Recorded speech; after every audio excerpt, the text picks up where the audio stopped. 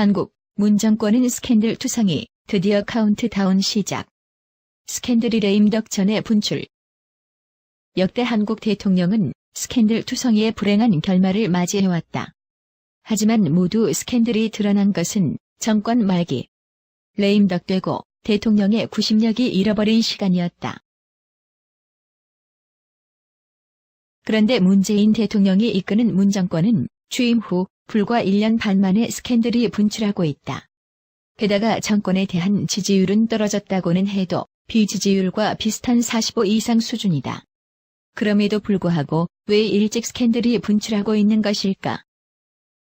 그래서 먼저 문 정권에 제기되고 있는 스캔들 중 일부에 대해 살펴보기로 한다.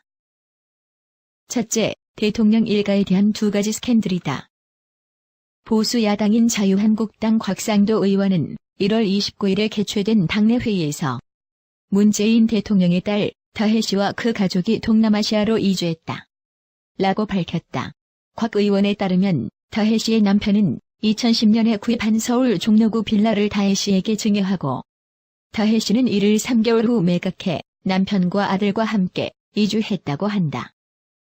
곽 의원은 한간에 남편이 다니던 회사에 정부가 200억 원을 지원하고 그중 30억 원이 부당하게 지출되었다고 소문이 있다며 자산의 압류를 피하기 위해 몰래 증여 처분했다는 등 다양한 추측이 나돈다라고 밝히고 있다.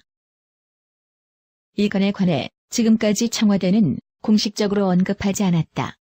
그러나 비공식적으로는 대통령의 딸이라고 해도 이주의 법적인 문제는 없다. 해외 이민은 더혜 씨 가족이 경제적으로 어려운 상황에 있고 더혜 씨의 남편 일자리를 찾기 위해서였다. 대통령의 직계 가족이 경제적 문제를 스스로 해결하기 위해 해외 이주한 것은 그만큼 현 정부가 깨끗하다는 것은 아닌 거라고 말하고 있는 것 같다. 그렇다 하더라도 더혜 씨의 출국 이유는 부자연스럽고 레이더 조사 사건이 그랬던 것처럼 이유를 모르겠다. 그럼에도 불구하고 청와대는 폭로한 곽 의원의 자료 수집의 위법성을 문제 삼아 책임을 물을 것이라고 격분하고 있다. 청와대는 변명만 하지 말고 설명 책임을 제대로 완수해야 하는 것이 아닐까.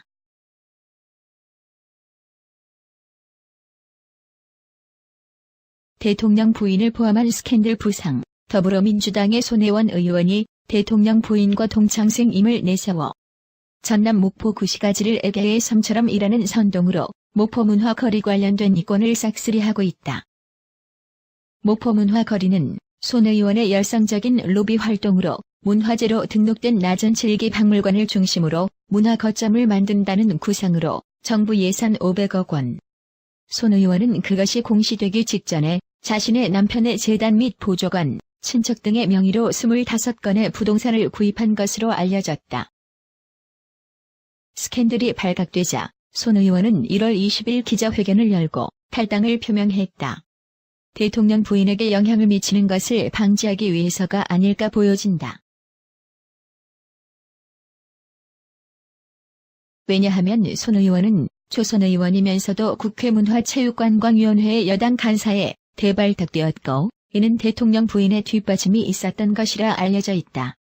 또한 손 의원의 탈당 회견에는 더불어민주당의 홍영표 원내대표가 비서처럼 수행했으며 여기에도 대통령 부인의 그림자가 어른거리고 있다.